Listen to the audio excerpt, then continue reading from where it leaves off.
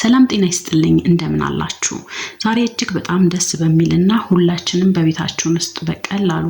የምናገኘውን አንድ ድንቅ ነገር ይዤላችሁ መጥቻለሁ እሱም በየቀኑ የምንጠጣው ቡና ነው አብዛኞቻችን ቡናን የምናውቀው እንግዲህ ለመጠጣት ብቻ ነው ጠዋት ስንነሳ ንቁ እንድንሆን ሲደክመን ደግሞ መንፈሳችንን ለማደስ እንጠቀምበታለን የቡና መዓዛው ብቻውን ራሱ ትልቅ እርካታን ይሰጠናል ነገር ግን ይህ እኛ የምንወደው ቡና ማለት ነው ለቆዳችን በተለይም ለፊታችን ጥራት ድንቅ የሆነ ጥቅም እንዳለው ስንቶቻችን እናውቃለን ብዙዎቻችን ለፊት ውበት ብለን ውድ የሆኑ ኬሚካል የበዛባቸውን ክሬሞችን እንገዛለን ዛሬ ግን ተፈጥሮ በሰጠችን በቡና ማለት ነው ቆዳችንን እንዴት መንከባከብ እንዳለብን ዘርዘር አድርገን እናያለን እስከ ቪዲዮ ፍጻሜ አብራችሁን ቆዩ ለመሆኑ ቡና ለቆዳችን ለምን ይመረጣል ብለን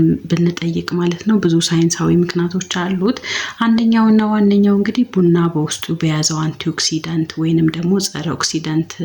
ምክንያት ማለት ነው ይህ ንጥረ ነገር እንግዲህ ቆዳችን ከፀሐይ ጨረርና ከተለያዩ የአየር ብክለቶች እንዳይጎዳ በዛ ምክንያት እንዳይጎዳ ይከላከላል ማለት ነው ሌላው ደግሞ በቡና ዱቄት ሻካራነት ምክንያት ማለት ነው የሞቱ የቆዳ ሴሎችን ማንሳት ስለሚቻል ነው በተለይ ደግሞ አይን ስር የሚወጣ እብጠትን እንዲሁም ጥቁረትን ለማጥፋት እንግዲህ በቡና ውስጥ ያለው ካፊን የደም ዝውውርን በማሻሻል እንግዲህ ትልቅ ሚናን ይጫወታል አሁን ደግሞ እነዚህን ጥቅሞች ለማግኘት በቤታችሁ ውስጥ እንዴት የቡና ውህዶችን እንደምናዘጋጅ ነግራችኋለሁኝ ለሶስት አይነት የተለያዩ የቆዳ አይነቶች የሚሆኑ ውህዶችን ነው እንግዲህ የምናየው የመጀመሪያው ለሚያብረቀርቅና ንጹህ ፊት የሚሆን ማለት ነው የቡናና የማር ውህድ ነው አንድ የሾርባ ማንኪያ ቡና ዱቄት ወስዳችሁ ከአንድ ሾርባ ማንኪያ ንጹህ ማር ጋር ማቀላቀል ይኖርባችኋል ማር በራሱ ባክቴሪያን የመከላከል ኃይል ስላለውና ቆዳን ስለሚያለሰልስ ከቡና ጋር ሲቀላቀል ማለት ነው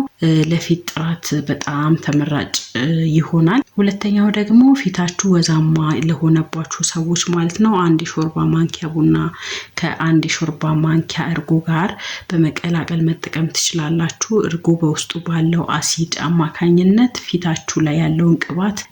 የማመጣጠንና ቀዳዳዎችን የማጥራት ባህሪ አለው ሶስተኛው አማራጭ ደግሞ ቆዳችሁ ደረቅ የሆነባችሁ ሰዎች የቡና ዱቄትን ወስዳችሁ ከወይራ ዘይት ወይንም ደግሞ ከኮኮናት ዘይት ጋር ብታደባልቁና ብትጠቀሙ ቆዳችሁ እንዳይሰነጣጠቅና ሁሉ ጊዜ ለስላሳ እንዲሆን ይረዳዋል ማለት ነው እነዚህን ውህዶች እንዴት ነው መጠቀም ያለብን የሚለውን ደግሞ ከጠየቃችሁኝ መጀመሪያ ፊታችንን በንጹህ ውሃ ታጥበን ንጹህ መሆን አለበት ማለት ነው ከዚያም ያዘጋጀነውን ውህድ ፊታችን ላይ ቀስ እያለን መቀባት ይኖርብናል ማለት ነው ለ15 ወይንም ለ20 ደቂቃ ያህል ፊታችን ላይ ካቆየን በኋላ ስንታጠብ ደግሞ ዝም ብሎ በውሃ መታጠብ ሳይሆን በእጃችን በክብ